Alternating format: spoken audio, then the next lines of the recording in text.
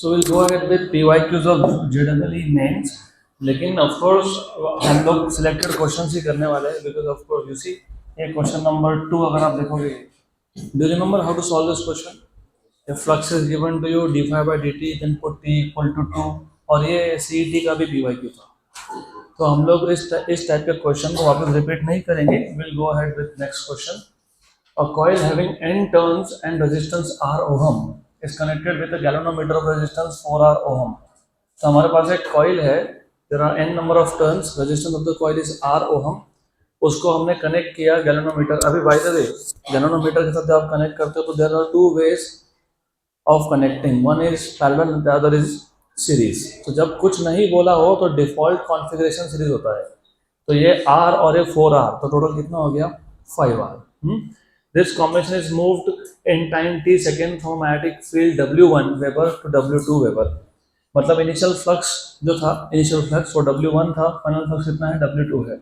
Induced current in the circuit is, it is very simple. Induced current अगर आपको याद होगा तो it is induced EMF by total resistance, या फिर I will say equivalent resistance better. Induced EMF क्या होता है? Minus d phi by d t. तो minus del phi by delta t और आर इक्विवेलेंट. ये हो गया आपका I equals to minus del phi is final flux. Final flux, what is final flux? W2 minus initial flux that is W1, but do not forget there are n number of turns. तो ये तुम अगर n नहीं लिखते हो तो you are talking about only single turn. Total n turns है तो n से मल्टीप्लाई करना पड़ेगा. और ये कितना है 5R.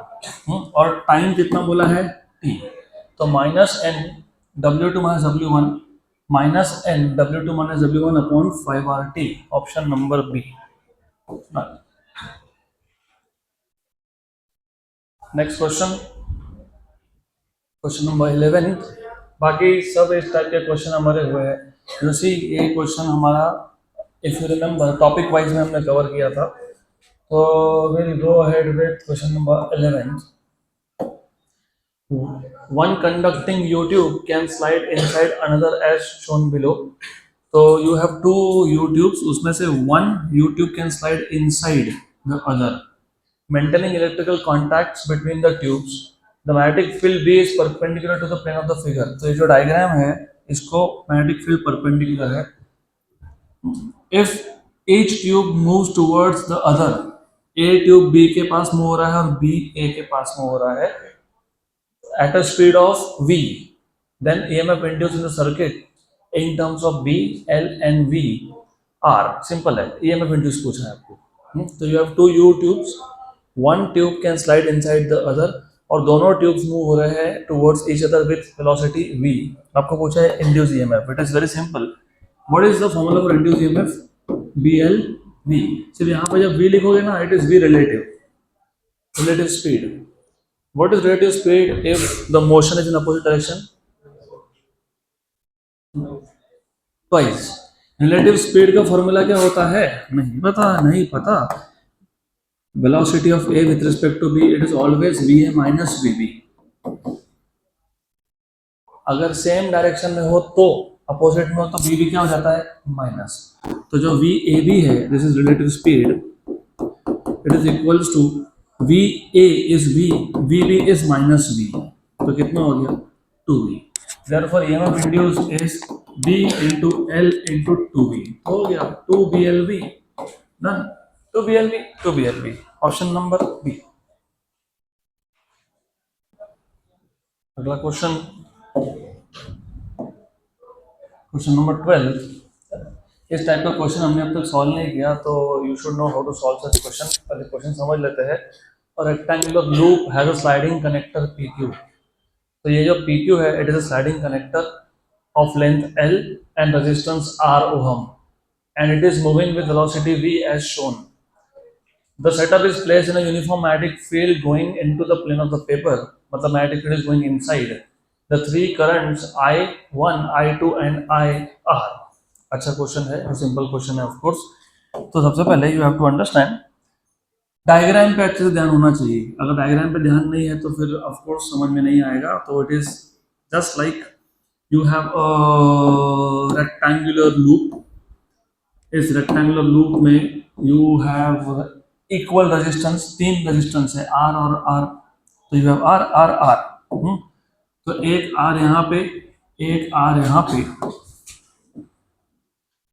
You have one R over here, the other is over here, और जो तीसरा रेजिस्टेंस है it is basically connected to a slider, तो ये स्लाइड हो सकता है, this is important, this is very very important, this connector PQ is a slider. अब ऊपर से उन्होंने बोला है कि ये जो स्लाइडर है इसको हम मूव कर रहे हैं to the right with velocity v। Current if you see यहाँ पे I करंट दिखाया है और यहाँ से I1 करंट आया, यहाँ से I2 आया, तो डेफिनेटली तुमको एक इक्वेशन मिल गया होगा। What is the equation? I1 plus I2 equals to, अरे जंक्शन सब भूल गए क्या? सब भूल गए। This Q is a junction point, I1 और I2 दोनों आके क्या होंगे? मर्ज होंगे, तो I क्या बन जाएगा? I1 plus I2, I1 plus I2 equation number 1। अब पहला क्वेश्चन तो ये है कि पूरे सर्किट में कहीं पे सेल नहीं है, बैटरी नहीं है, तो करंट आया कहाँ से? This is induced current. Induced current क्यों? क्योंकि जब तुम इसको स्लाइड करोगे, you are sliding this, and if you are sliding, flux link is changing, when the flux link changes, what is induced? EMF। EMF induce होता है, क्या induce होता है? करंट। मतलब बेसिकली यहाँ पे एक बैटरी जैसा, यहाँ पे तुम एक बैटरी जैसा इमेजिन कर सकते हो, you can imagine a battery over here, तो remember you can imagine a battery here, और ये बैटरी क्यों इमेजिन कर रहे हो? This is induce EMF, induce EMF है ये। और रिमेंबर ऑल्सो रिमेंबर ये पॉजिटिव दिखा रहा हूँ मैं, ये नेगेटिव दिखा रहा हूँ, क्योंकि करंट क्या होता है? पॉजिटिव से नेगेटिव। तो ये जो इंड्यूस करंट था I, वो एक्चुअली यहाँ जनरेट हुआ, फिर वो P जंक्शन पे आके स्प्लिट हो गया, उसका एक पार्ट गया इधर I2 और एक पार्ट गया इधर I1, ऐसा घूम के आया, वापस मर्ज हो गया। फर्स्ट थिंग इज दैट कि तुमको ये पता होना चाहिए, जिनको अभी भी नहीं समझा थोड़ा सा ध्यान दो। आइडिया इज दिस, जब इसको मूव करोगे तो flux linked will change, when flux changes EMF is induced, when EMF is induced, तो मैं इसको एज अ सेल इमेजिन कर सकता हूँ। गुड, तो इसको सेल इमेजिन कर लिया, तो current I is induced current, उसके दो पार्ट्स हो गए जंक्शन P पे, there are two parts of this current, and if you see इस ब्रांच में रेजिस्टेंस कितना है? R, उसमें भी कितना है? R। इसका मतलब समझ में आया कि ये जो I है ये इक्वली स्प्लिट हो रहा है, क्योंकि रेजिस्टेंस R, तो यू हैव टू अंडरस्टैंड कि ये जो I1 है और ये जो I2 है ये क्या है? इक्वल है। अब इक्वल तो है, और मुझे बताओ ये है कितना? How much is this current? How much is this current? Is it so difficult to find out how much is this current? What is current? Induced EMF upon resistance. चलो, induced EMF upon resistance. कौन सा resistance? Equivalent resistance of the circuit. What is induced EMF? BLV. Because you are moving this, तो length L, जो rod move हो रहा है उसका length BLV. What is equivalent? 3R. क्यों 3R? क्योंकि ये तीनों पैरेलल में थे। बराबर? Sure. पैरेलल में थे तो R/3 लिखना चाहिए था ना, Y3R, Y3R।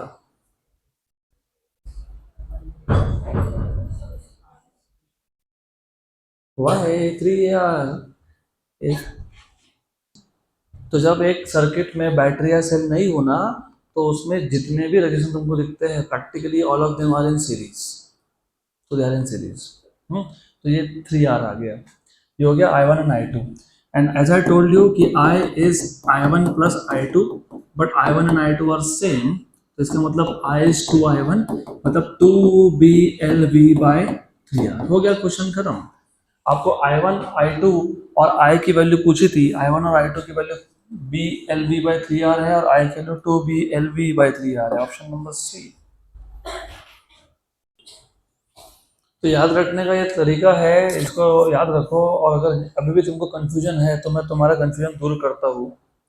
First of all one thing is that, तुमको ये समझ में आना चाहिए, जब हम लोग EMF डिफाइन करते हैं ना, EMF और पोटेंशियल डिफरेंस, तभी भी हमने ऐसा लिया था, हमने बोला था एक्सटर्नल रेजिस्टेंस है, एक सेल है और उसका इंटरनल रेजिस्टेंस है, बराबर। Good good. तो ये दोनों तुम सीरीज में लेते हो कि पैरेलल में लेते हो? सीरीज में लेते हो। तो what was stopping you from writing 3R here? It is basically the same. It is the same. Good. ये ऐसा है, this is 3R. अगला question, it is a good question, good type of question. A short circuited coil is placed in a time varying magnetic field. Short circuit coil मतलब उस wire के दोनों and को contact में लाना, तो coil बन गया शॉर्ट सर्किट, दोनों एंड को तुमने टच कर दिया। Electrical power is dissipated due to the current induce in the coil. उस कॉइल में, क्योंकि वो कॉइल एक टाइम वेरिंग मैग्नेटिक फील्ड में था, टाइम वेरिंग मैग्नेटिक फील्ड मतलब मैग्नेटिक फील्ड की वैल्यू विद टाइम चेंज होगी, मैग्नेटिक फील्ड की वैल्यू विद टाइम चेंज होगी तो फ्लक्स चेंज होगा, फ्लक्स चेंज होगा तो ईएमएफ इंड्यूस होगा, और वो ईएमएफ इंड्यूस होगा तो ईएमएफ रहा और रेजिस्टेंस रहा, क्योंकि कंडक्टर है ना, कॉइल इज अ कंडक्टर, तो वहां पे पावर डिसिपेट होता है। उसका फॉर्मूला बताओ जरा। नहीं पता? 3 फॉर्मूला थे, V²/R, VI और I²R। तो electrical power is dissipated due to the current induce in the coil if the number of turns were to be quadrupled. अगर मैं कॉइल के नंबर ऑफ टर्न्स को क्वाड्रपल कर रहा हूँ, 4 टाइम्स कर देता हूँ, and the wire radius is half, wire के रेडियस को आधा कर देता हूँ, आधा, electrical power dissipated would be half the same double quadruple. First of all you have to, while reading the question, क्या पूछा है? Power, number of turns quadruple कर रहे हो और रेडियस हाफ कर रहे हो, मतलब समहाउ तुमको पावर को किससे किससे कनेक्ट करना है? नंबर ऑफ टर्न से and radius. Okay, how you do that? ऐसा है, you start by very basic thing जो तुमको पता है, पावर का इक्वेशन, वहां से स्टार्ट करो। पावर का कोई भी इक्वेशन तुम लोग, कोई फर्क नहीं पड़ता, but I will start with V²/R। यहाँ पे V को बोलते हो E। और ऑफ कोर्स चूंकि मैं बात कर रहा हूँ इंड्यूस ईएमएफ की, तो मैं ईएमएफ के टर्म में लिखूंगा। फिर तो क्वेश्चन आता है कि ईएमएफ के टर्म में लिखना था, तो तुमने, मतलब मैंने E इंटू आई क्यों नहीं लिखा? लिख सकता हूँ, क्या फर्क पड़ता है? अल्टीमेटली E इंटू आई लिखूंगा, आई को वापस से E/R लिखूंगा, E²/R ही बनने वाला है वो। नंबर 2, टाइम वेरिंग फील्ड है, फ्लक्स चेंज हो रहा है, तो somehow I have to use flux also, flux तो ईएमएफ से आने वाला है। और तुमको कनेक्शन रेडियस के साथ पूछा है, रेडियस का कनेक्शन रेजिस्टेंस से बनता है। कैसे बनता है? 11th standard, if you remember, current electricity, resistance is rho L by A, where rho is called as resistivity या फिर specific resistance।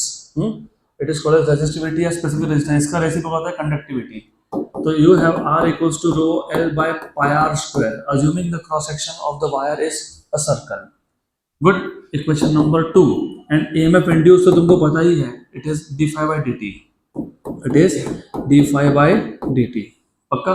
लेकिन n, क्योंकि number of turns were n, तो n भूलना मत। इक्वेशन नंबर 3, तो from 1 to 3, from equation number 1, 2 and 3 you will get P equals to E मतलब इसका स्क्वायर, तो n square d phi by dt का स्क्वायर अपॉन क्या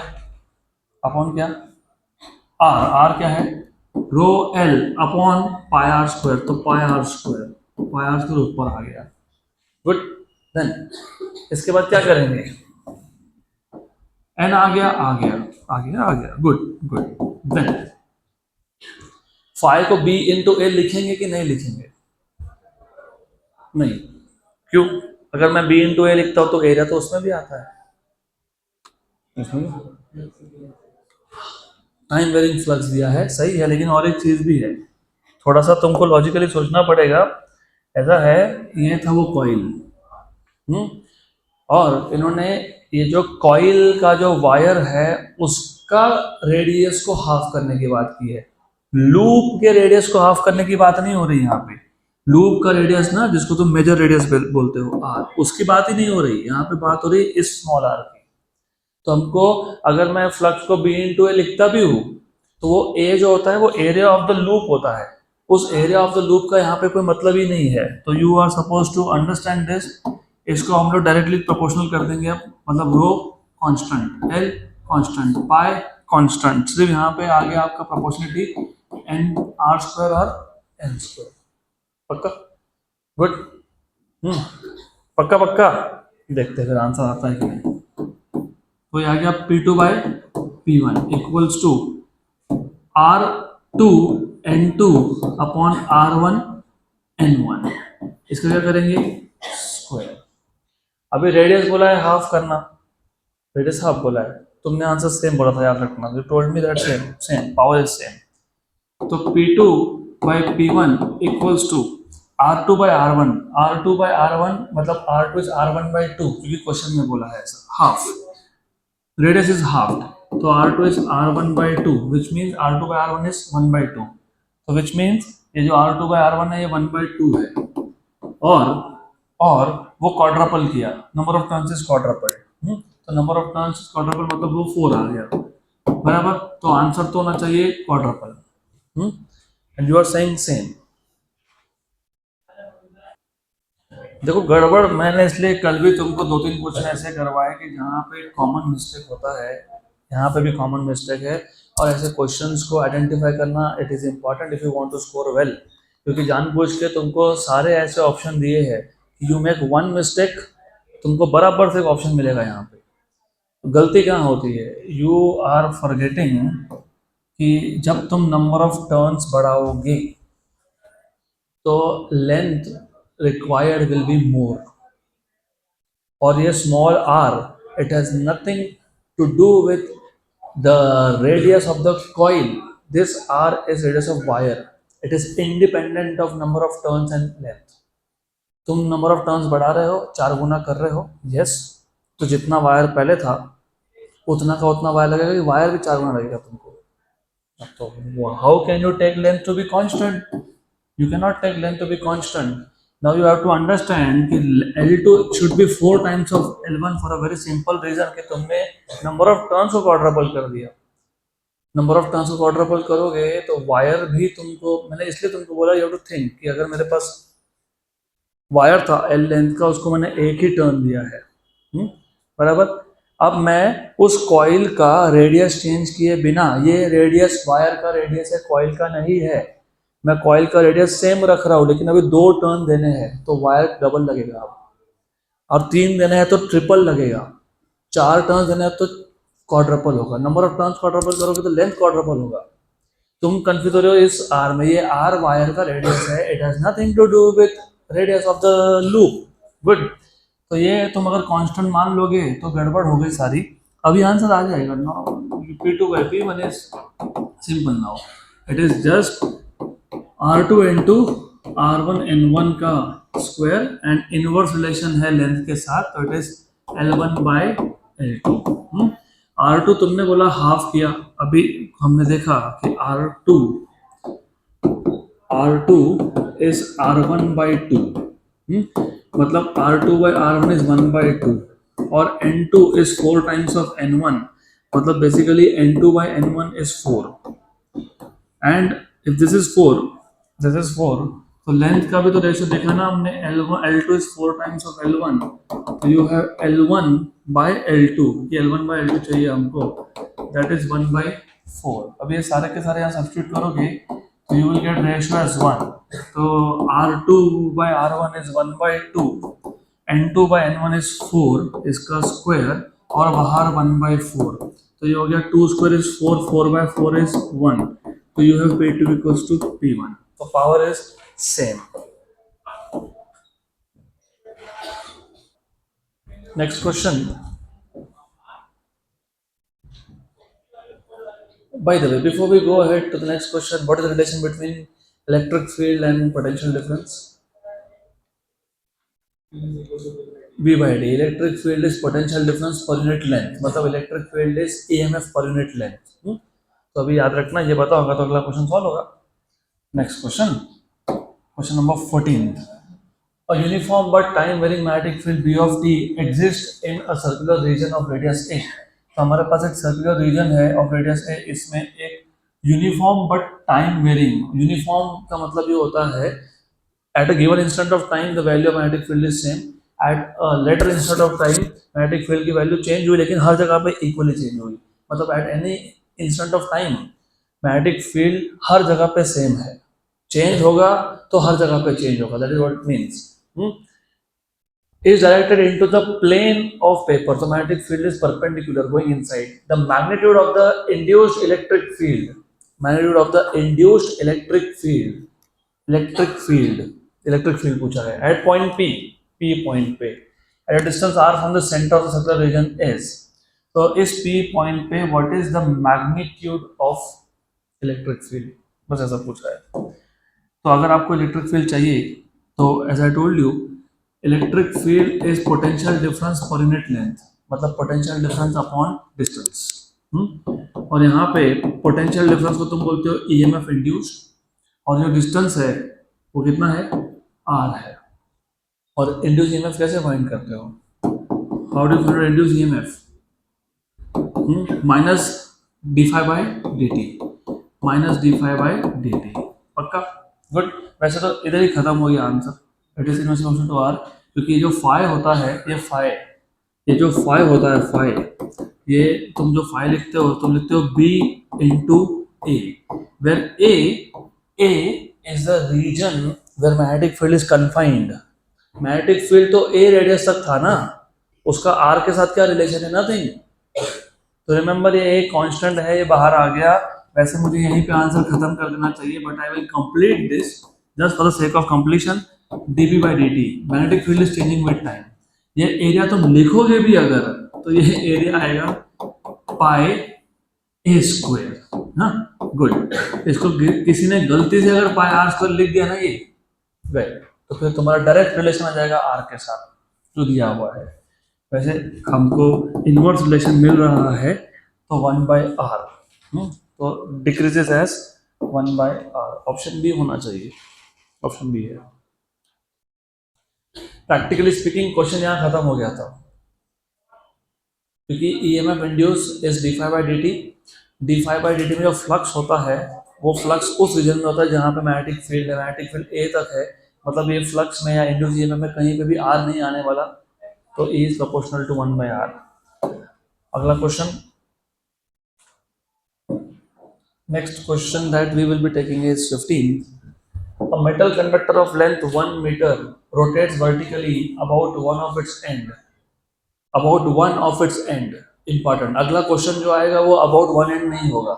हमने, if you remember, हम लोगों ने थ्योरी क्लासेस में have we learned something called as rotational EMF. उसमें भी हमने एक रॉड लिया था जिसका लेंथ था L. It was rotating in a magnetic field. What was the induced EMF, भूल गए, B omega L square by 2, B omega L square by 2. तो metal conductor of length 1 metre दिया हुआ है, rotate vertically about one of its end at angular velocity of 5 radian per second. Omega की value दी हुई है. If horizontal component of Earth's magnetic field is 0.2 into 10⁻⁴ Tesla, then the EMF developed between the two ends of the rod of the conductor is simple. We have derived, जिनको नहीं याद है तो वापस एक बार ध्यान दो, मैं आपको एक पूरा इक्वेशन डिराइव करके देता हूं, सबका ध्यान यहाँ पे होना चाहिए. If you do not know this, this is one last time that you can derive the expression of rotational EMF. हमारे पास एक कंडक्टर है, कंडक्टर मतलब एक रॉड है, बार है. It is rotating about one and, तो एक एंड पे मैंने पिवोट कर दिया इसको. सपोज यहाँ पे मैंने पिवोट डाल दिया, तो हम लोग क्या करते हैं, हम लोग अज्यूम करते हैं कि ये जो रॉड है it is made up of large number of small length elements each of thickness dr, and we imagine one such element at a distance r from the pivot.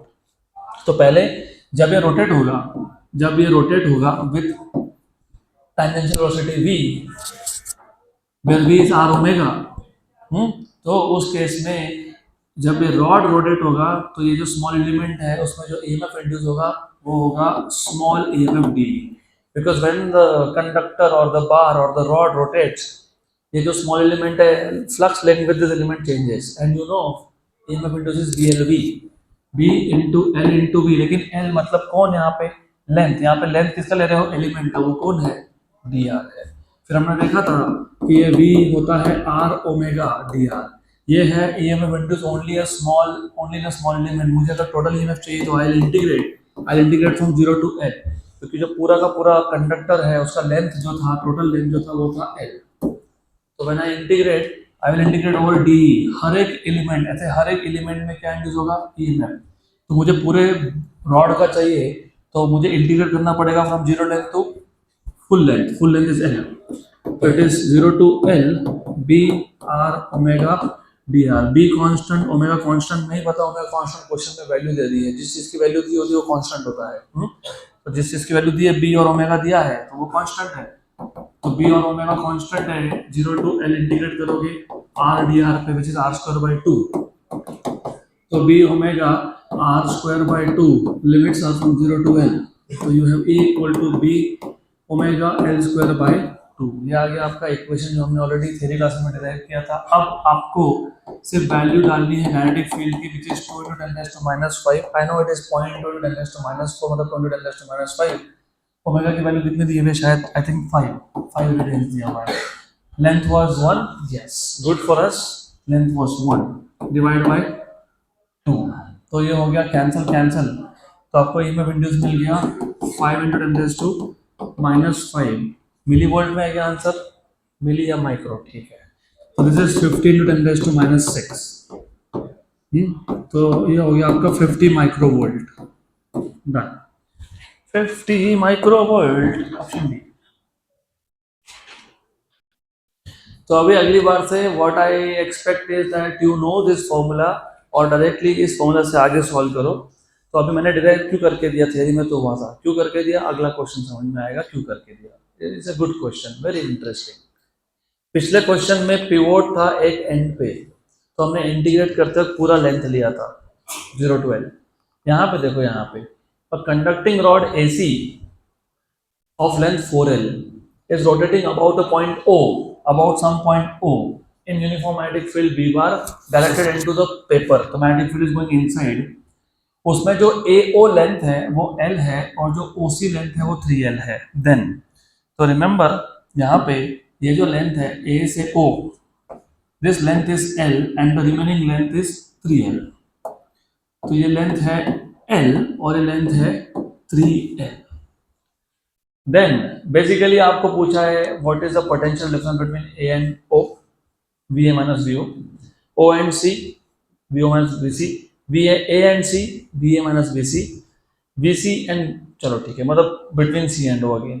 तो पोटेंशियल डिफरेंस फाइंड करना है तुमको, या तो AO में या OC में या फिर AC में। पक्का। अब जब तुम बोलते हो कि रॉड रोटेट होगा, रॉड रोटेट होगा तो फ्लक्स चेंज होगा, फ्लक्स चेंज होगा तो क्या इंड्यूस होगा, ईएमएफ, ईएमएफ इंड्यूस होगा। ईएमएफ इंड्यूस होने का मतलब होता है it is a potential difference, जिसमें एक पॉइंट पॉजिटिव और एक पॉइंट नेगेटिव। स्टार्ट यहाँ से होगा क्वेश्चन। अगर जो मैं अभी बोल रहा हूँ अगर तुमने वो मिस आउट कर दिया तो तुमको क्वेश्चन नहीं समझ में आएगा।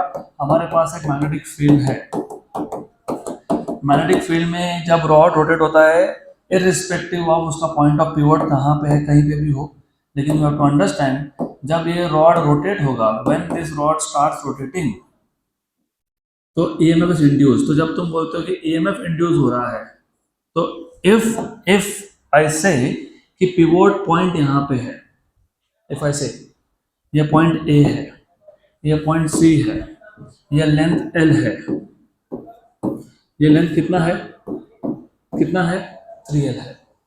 अगर आप O पॉइंट को हायर पोटेंशियल मानते हो, अच्छे से सुन लो, अगर इसको तुम हायर पोटेंशियल मानते हो तो जब रॉड रोटेट होगा तो रिमेंबर अगर रॉड क्लॉकवाइज जा रहा है तो रॉड का ऊपर का पार्ट क्लॉकवाइज है तो नीचे का पार्ट भी क्लॉकवाइज ही है। Remember this is something very important here.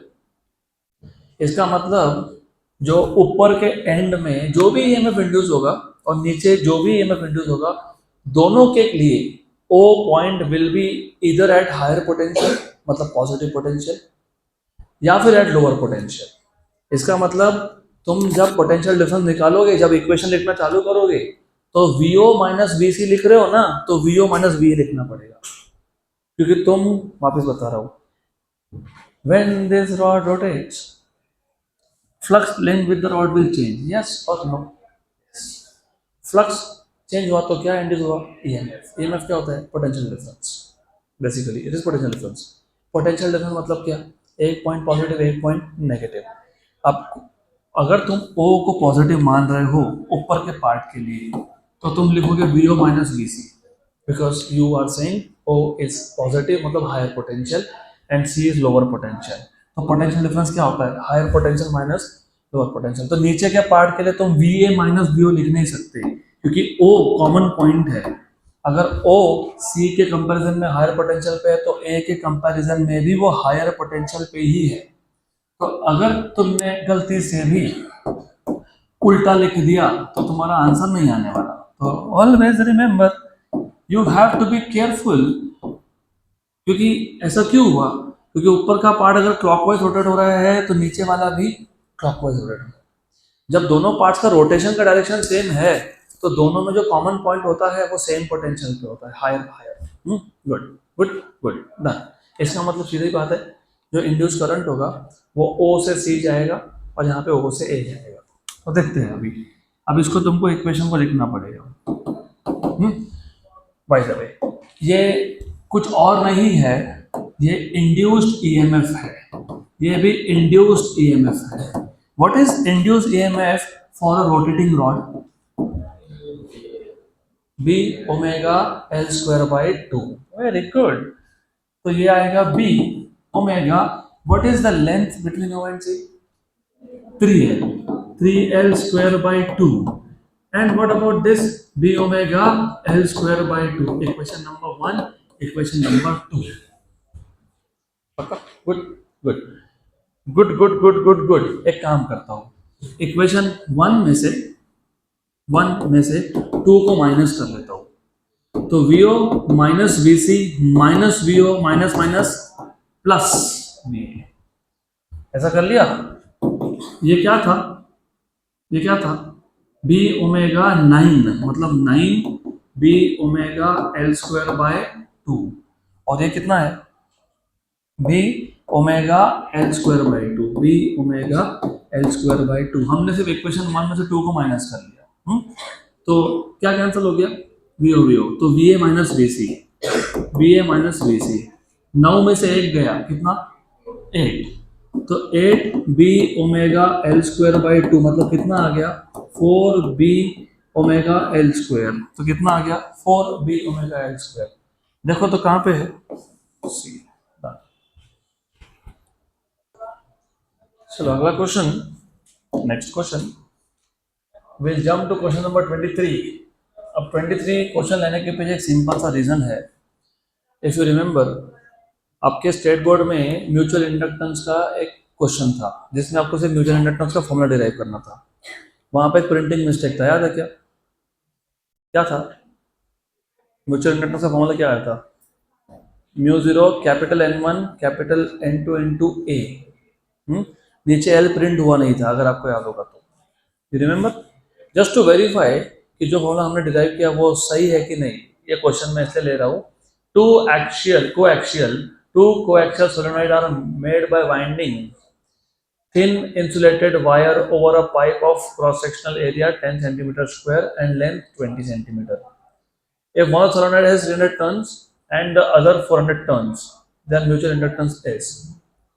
कुछ नहीं है, हमारे पास 2 कोएक्सियल सोलेनॉइड है, उसके ऊपर हमने वाइंडिंग किया और उस सोलेनॉइड का एरिया आपको दिया 10 सेंटीमीटर स्क्वायर, उसका लेंथ भी दिया है।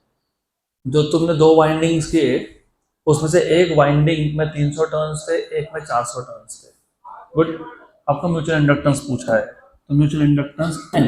If you remember we have derived mu N1 N2 A by N। Good. Mu कितना होता है? 4.10⁻⁻⁷। N1 N2 में से किसी को भी 300 मान लो, किसी को भी 400 मान लो। 300 400। और जो एरिया है, एरिया वो 10 सेंटीमीटर स्क्वायर है, तो 10 इंटू 10⁻⁴ metre square divide by length. How much is the length in this case? 20 centimetre. तो 20 इंटू 10⁻² मीटर। गुड। तो पहले अभी हम लोग देख लेते हैं powers. 10⁻⁴ -4 cancel cancel cancel. Good good ठीक। अब ये इसको भी कर लेते हैं एडजस्ट। ये और ये गया गया। Then 1 and 2। 10⁻⁻⁷, नीचे कितना -2, तो कितना -5. 4 pi is 12.5 approximately speaking. 12.5. 12.5 into 2, 25. 25 into 3, 75. तो 75 into 10⁻⁻5. अच्छा, वो पाई के टर्म्स में दिया है तो उन्होंने पाई की वैल्यू सब्स्टिट्यूट नहीं की है, कोई बात नहीं, फिर तो हमारे लिए और भी अच्छा है. 4 into 3, 12. 12 into 2, 24. तो 24 पाई इंटू 10⁻⁻5 इन्होंने 2.4 के टर्म्स में दिया हुआ है. 2.4, 24, 2.4. क्या है finally? What should I right? बताओ. -4 की -5, -5 चेक कर लेते हैं एक बार वापस. बराबर है, गुड.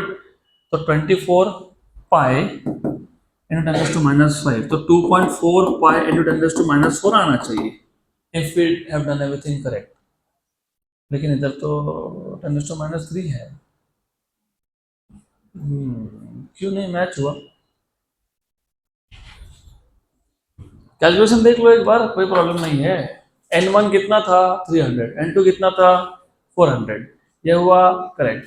a कितना था? a 10 सेंटीमीटर स्क्वायर, तो 10 इंटू 10⁻⁴, ये भी बात सही है. हो गया. तो अभी देखो ये 10⁻+4 -4 कैंसिल हो गया, ये 0 इसका कैंसिल हो गया, 20 सेंटीमीटर था. Yes, done. सही है. Good good. या तो फिर 2 सेंटीमीटर बोलना चाहिए, 20 बोला है तो ठीक है 20. ये वाली कैंसिल हो गया. हाँ. ये 1 का 2 हो गया. हाँ. ये 10⁻2 है क्या? हाँ. ऊपर -7 है क्या? हाँ. बराबर. तो -5 बचा क्या? Yes. 4 into 3 into 2, 24. 4 into 3, 12 into 2, 24 pi into 10⁻5, तो 2.4 इंटू 10⁻⁻4 आना चाहिए. तो या तो उन्होंने लेंथ 2 सेंटीमीटर देना चाहिए. वो भी हो सकता है, वो भी हो सकता है. तो there is some kind of printing glitch here. तो हम लोग एक काम करेंगे, इसको ऐसा लिख देंगे और ऐसा आंसर आ गया बस.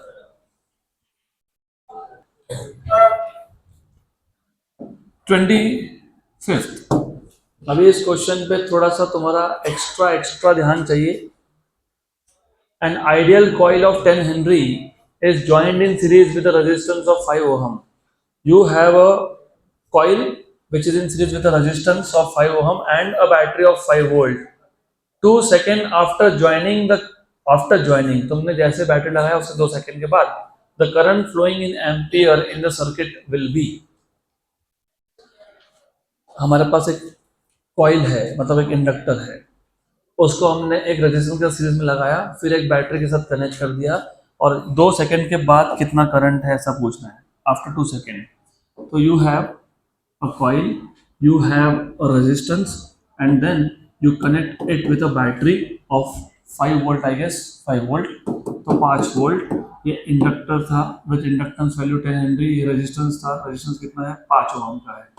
2 सेकंड के बाद कितना करंट है? तो इस टाइप के क्वेश्चन को सॉल्व करने के लिए हमेशा याद रखना instantaneous current at any instant of time is I0, where I0 is the peak value of the current. 1 minus e raise to, पता है क्या e रेज टू? देखा है एक क्वेश्चन कहीं पे? तुमको जो मैंने मॉड्यूल्स दिए थे उसका तुमने थोड़ा बहुत कुछ थ्योरी देखा क्या? नहीं. -t/τ. This current is instantaneous current where current depends on t. T is time. What is tau? Tau is the ratio of L/R. इसको टाइम कांस्टेंट बोलते हैं. तो when you talk about current through the inductor, अभी ये मैं तुमको equation समझा देता हूँ. इक्वेशन आया कहाँ से वो हमको डिराइव नहीं करना, लेकिन इक्वेशन समझना चाहिए effectively. Let me ask you, if there is no inductor, अगर सर्किट में इंडक्टर ही ना हो, इफ आई से कि यहाँ पे इंडक्टर नहीं है, it is a purely resistive circuit, what will be current? What will be current? My question to you is, एक बैटरी है 5 वोल्ट का, एक रेजिस्टेंस है 5 ओहम का, ठीक. What will be the current? 1. Sure V equals to IR. वो होता है पीक वैल्यू. पक्का? श्योर. तो यू नीड टू अंडरस्टैंड, जब सर्किट में इंडक्टर नहीं हो क्योंकि इंडक्टर होने से क्या होगा आप समझेगा तुमको। अगर इंडक्टर नहीं है, प्योरली रजिस्टिव सर्किट है, तो जो I0 होता है that is the maximum value of current and it is a constant current. लेकिन इंडक्टर होने से क्या होता है, इंडक्टर होने से ये होता है कि जब इस कॉइल में से करंट पास होगा तो फ्लक्स चेंज होगा, फ्लक्स चेंज होगा तो ईएमएफ इंड्यूस होगा, ईएमएफ इंड्यूस होगा तो करंट इंड्यूस होगा, और वो जो इंड्यूस करंट है वो ओरिजिनल करंट को अपोजिट डायरेक्शन में होता है। इसका मतलब ये देखो, ये माइनस इसके लिए आता है यहाँ पे, बिकॉज ये जो इंड्यूस करंट है वो ओरिजिनल करंट को अपोज कर रहा है, इसलिए बीच में क्या आया, माइनस। तो remember, if the circuit is purely resistive, तुमको I इक्वल टू I0 मिलेगा, और I0 तुम ओहम से निकाल लेते हो, V equals to IR V by R, तो V बाई आर वो तो हमको अभी भी फाइंड करना ही पड़ेगा, वैसे वो 1 है। बट अगर इंडक्टिव सर्किट है तो जो करंट ओरिजिनल करंट है वो जब फ्लो होता है तो वो फ्लक्स जनरेट करता है, और वो जो फ्लक्स है वो चेंज हो रहा है, वो चेंज हो रहा है तो ईएमएफ इंड्यूस हो रहा है, ईएमएफ इंड्यूस हो रहा है तो सर्किट में इंड्यूस करंट है, और वो इंड्यूस करंट ओरिजिनल करंट को अपोजिट होता है, मतलब यहाँ पे माइनस आएगा। एक करंट अगर क्लॉकवाइज है तो दूसरा एंटी क्लॉकवाइज है, और इसमें जो टाउ होता है इसको बोलते हैं टाइम कांस्टेंट। क्या बोलते हैं, टाइम कांस्टेंट। यहाँ पे वैसे एल की वैल्यू कितनी थी, 10, और रेजिस्टेंस कितना है 5, तो कितना हो गया टाउ 2, तो 2 आ गया, वो टाउ इज 2। और बाय द वे ये जो I0 होता है ना, as I told you, I0 is just the voltage that you are giving upon resistance. What is this voltage, 5, resistance 5, तो I0 की वैल्यू कितनी आ गई, 1। तो therefore I equals to I0 1 minus e raise to minus t by tau. तो you have I equals to I0 की value 1 minus e raise to, चली हुई time कितना है 2, और टाउ भी कितना आया 2, तो 2 बाई 2 1, तो 1 minus e raise to minus 1 minus e raise to minus 1, option B. तो will jump to home based JEE Mains. Question number 2 same type का क्वेश्चन है जो हमने अभी सॉल्व किया, वैसा ही क्वेश्चन है दिस वन। जेईई मेंस का ना, yes. A coil of inductance 300 millihenry and resistance 2 ohm is connected to a source of voltage 2 volt. The current reaches half of its steady state value in. पिछला question जो तुमने solve किया उसमें तुमको time की value बताई थी और तुमको करंट पूछा था कि 2 सेकंड के बाद कितना करंट। यहाँ तुमको बोला है current is half of steady value, कितने टाइम के बाद होगा।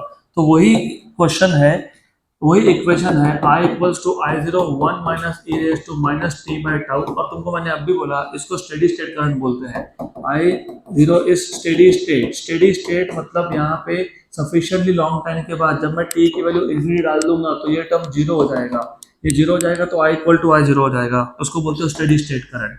तो बाय द वे ये जो स्टेडी स्टेट करंट है ये I0 है, और इनके क्वेश्चन के हिसाब से जो करंट की वैल्यू है वो हाफ ऑफ स्टेडी स्टेट है, मतलब तुमको यहाँ सब्स्टिट्यूट करना पड़ेगा, वो तो करेंगे। also tau is L by R, L is 30 milli henry, milli मतलब 10⁻³ और ये रेजिस्टेंस कितना था 2 300 है क्या, ओ 300 है, ओके गुड। तो this is 300, this is 300 milli henry upon 2, तो 1 जा एंड 150 जा, मतलब बेसिकली 0.15, तो tau is 0.15, good. And time तो फाइंड ही करना है हमको, तो ये सारे वैल्यूज हम लोग सब्स्टिट्यूट कर देंगे एंड विल सॉल्व दिस। तो आई की जगह पे क्या लिखेंगे, I0, therefore I is I0 by 2, I is I0 by 2, I0 1 minus e raised to minus t by tau which is 0.15, 0.15, good. I0 क्या हो गया, cancel cancel, good good good good good good. 1 by 2 equals to 1 minus e raised to minus t upon 0.15। पास में आ रहे हैं answer के, कैसे solve करेंगे, इसको इधर लाएंगे उसको उधर ले जाएंगे, तो bring it here, it becomes positive, और 1 माइनस हाफ, तो e raise to minus t upon 0.15 equals to 1/2, ये पावर माइनस है ना, इसको भी नीचे ले जाओ, तो पावर प्लस कर दो, e raise to t upon 0.15 1/2, इसका मतलब e raise to t upon 0.15 equals to 2। E हटाना है तो क्या करते हैं, लॉग, और ये ई है तो नेचुरल लॉग। अगर 10 होता तो log to the best 10, so you have to take ln e raised to t upon 0.15 ln of 2, ln और e कैंसिल हो गया, t upon 0.15, what is natural log of 2, 0.693। ऐसे होता है ना, ऐसे होता है ना, log of 2 to the base 10 is 2.303, this is 0.693, और ये वैल्यू याद रखो। अब चैप्टर नंबर 15 न्यूक्लियर फिजिक्स में लगने वाला है तुमको, something called as half life time, तभी भी ये वैल्यू काम में आएगी। तो t इक्वल टू 0.693, 0.693 को 0.7 मान लो इनटू 0.15, व्हाट इज 15 7 सा 15 7 सा इज 105, 105 into 10 raised to -3, 0.105, तो 0.1 option number D, option D दिया होना चाहिए, बस दिया, गुड। नेक्स्ट क्वेश्चन हो गया पक्का। नेक्स्ट क्वेश्चन, सबका ध्यान यहाँ पे, I have some questions for you from the next question, because I told you the basic of such a circuit in the last lecture.